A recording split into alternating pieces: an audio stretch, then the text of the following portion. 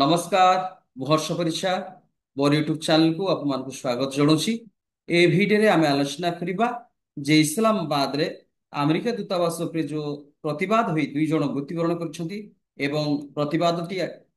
ଚାଲୁ ରହିଛି ତାରି ଉପରେ ଆମେ ଆଲୋଚନା କରିବା। କିନ୍ତୁ ତା ପୂର୍ବରୁ ମୁଁ ଆପଣମାନଙ୍କୁ ଅନୁରୋଧ କରିବି ଭିଡିଓଟି ପ୍ରଥମରୁ ଶେଷ ପର୍ଯ୍ୟନ୍ତ ଦେଖିବେ ଏବଂ ଲାଇକ୍ ସେୟାର ସବସ୍କ୍ରାଇବ କରିବାକୁ ଭୁଲିବେନି, କାରଣ ଆପଣମାନଙ୍କର ପ୍ରତ୍ୟେକଟି ସବସ୍କ୍ରାଇବ ମୋତେ ନୂତନ ନୂତନ ପ୍ରେରଣା ଯୋଗାଉଛି ନୂଆ ନୂଆ ତଥ୍ୟ ନେଇ ନୂଆ ନୂଆ ଭିଡିଓ ଉପସ୍ଥାପନ କରିବା ପାଇଁ। ତେବେ ଆସନ୍ତୁ, ଗତକାଲି ଅର୍ଥାତ 10 ଅକ୍ଟୋବର ଶୁକ୍ରବାର ଦିନ ପାକିସ୍ତାନରେ ଥିବା ଆମେରିକା ଦୂତାବାସ ଉପରକୁ ଆକ୍ରମଣ କରିବା ପାଇଁ ଇସଲାମାବାଦ ତରଫରୁ ଲକ୍ଷ ଲକ୍ଷ ହଜାର ହଜାର ଜନତା ମାଡ଼ି ଆସିଥିଲେ। କିନ୍ତୁ ୟାରି ପରିପ୍ରେକ୍ଷୀରେ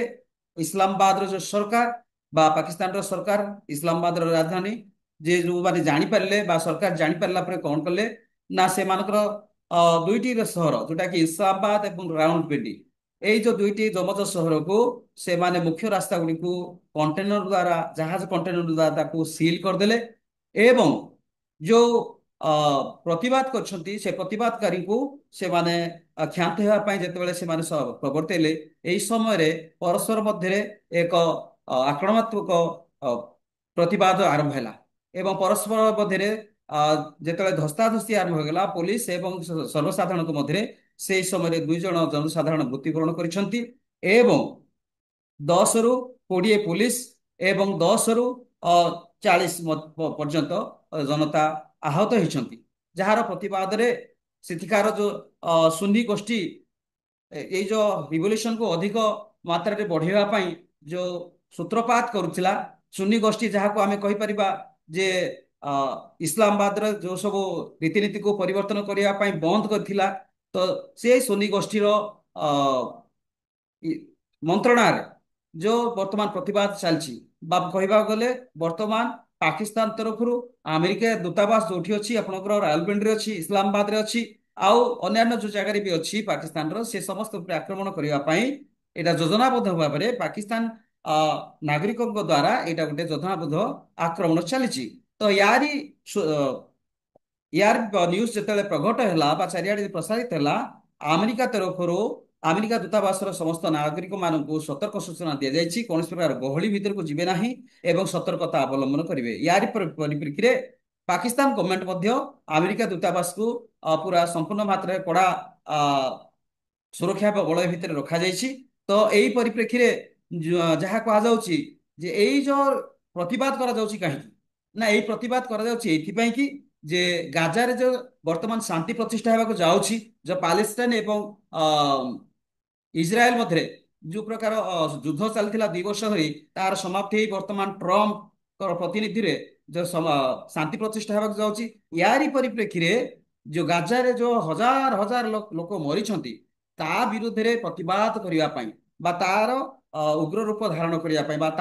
ସେଇ ସମସ୍ତ ବିଷୟ ପ୍ରତି ସେମାନେ ଦାବି ଉପସ୍ଥାପନ କରିବା ପାଇଁ ଏ ସମସ୍ତ କେବଳ ଅ, ଆମେରିକା ଆମେରିକାର କୂଟନୈତିକ ଚକ୍ରାନ୍ତରେ ଏସବୁ ଘଟିଛି ବୋଲି ସେମାନେ ପ୍ରତିବାଦ କରିଛନ୍ତି, ଯାହାକି ସମ୍ବାଦ ପତ୍ରରେ ମଧ୍ୟ ପରିପ୍ରକାଶ ହେଇଛି। ତେଣୁ ଆମେରିକାର ଦୂତାବାସ ଉପରେ ସେମାନେ ଆକ୍ରମଣ କରିବା ପାଇଁ ଆ, ଆଗକୁ ବଢି ଆସୁଥିଲେ। ତ ୟାରି ପରିପ୍ରେକ୍ଷୀରେ ଇସଲାମାବାଦର କର୍ତ୍ତୃପକ୍ଷ ବା ପାକିସ୍ତାନର ସରକାର ଯେ ସମସ୍ତ ରାୱଲପିଣ୍ଡି ତଥା ଇସଲାମାବାଦର ସମସ୍ତ ଯାତାୟାତକୁ ଏବଂ ବାହାରୁ ଯିବା ଆସିବା ଭିତରୁ ବାହାରକୁ ଯିବା ସମସ୍ତ କଣ୍ଟେନର ଜାହାଜ, ବଡ ବଡ ଜାହାଜ କଣ୍ଟେନର ଦ୍ୱାରା ତାକୁ ସିଲ୍ କରାଯାଇଛି ଏବଂ ମୁଖ୍ୟ କଥା ହେଲା ଯେ ଆପଣଙ୍କର 3G 4G net internet mobile ସେବା ସମସ୍ତ ଅ, ବନ୍ଦ କରିବା ପାଇଁ ସେଠିକାର ଯେ ଇଣ୍ଟରନେଟ ଅଛନ୍ତି ଅଧିକାରୀ ତାଙ୍କୁ ସୁପାରିଶ କରାଯାଇଛି ଏବଂ ଅନୁମୋଦନ କରାଯାଇଛି। ଅର୍ଥାତ୍ ଗତକାଲି 12ଟା ଠାରୁ ଆଜି ପର୍ଯ୍ୟନ୍ତ ଆପଣଙ୍କର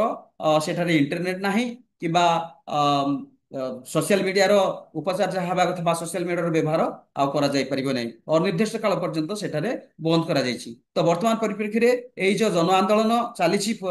ଇସଲାମାବାଦରେ ବା ପାକିସ୍ତାନରେ ଆମେରିକା ବିରୋଧରେ ବା ଆମେରିକାର ଦୂତାବାସ ବିରୋଧରେ, ତାହା କେତେ ଦୂର ଆଗକୁ ଘଟୁଛି ତାହା ସମୟ ହିଁ କହିବ ବା ଏହାର ଉଗ୍ର ରୂପ କେତେ ଦୂର ଧାରଣ କଣ କଣ ଧାରଣ କରିପାରୁଛି ତାହା ସମୟ କହିବ। କାରଣ ଇସଲାମାବାଦର ସରକାର ବା ଅ, ସରକାରୀ ମନ୍ତ୍ରଣାଳୟରୁ କୁହାଯାଇଛି ଯେ ଏହା କେତେ ଦିନ ଧରି ରହିବ ବା କେତେ ଦିନ ପର୍ଯ୍ୟନ୍ତ ଏହି ପ୍ରତିବାଦ ଲାଗୁ ରହିବ ତାର କୌଣସି କିଛି ସମୟସୀମା ନାହିଁ। ତେଣୁ ଜାଗ୍ରତ ହେବା ପାଇଁ ସେମାନେ ସମସ୍ତ ରାଜ୍ୟର ସମସ୍ତ ରାସ୍ତା ଗୁଡ଼ିକୁ ବା ଦେଶର ମୁଖ୍ୟ ମୁଖ୍ୟ ସହରର ଅ,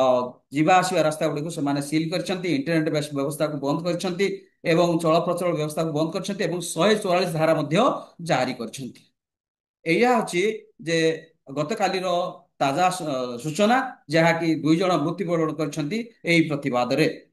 ଭିଡିଓଟି ପ୍ରଥମରୁ ଶେଷ ପର୍ଯ୍ୟନ୍ତ ଦେଖିଥିବା ହେତୁ ମୁଁ ଆପଣମାନଙ୍କୁ ଧନ୍ୟବାଦ ଦଉଛି ଏବଂ ଲାଇକ୍ ସେୟାର ସବସ୍କ୍ରାଇବ କରିବେ ବୋଲି ମୁଁ ଅନୁରୋଧ କରୁଛି। Thank you so much. ନମସ୍କାର।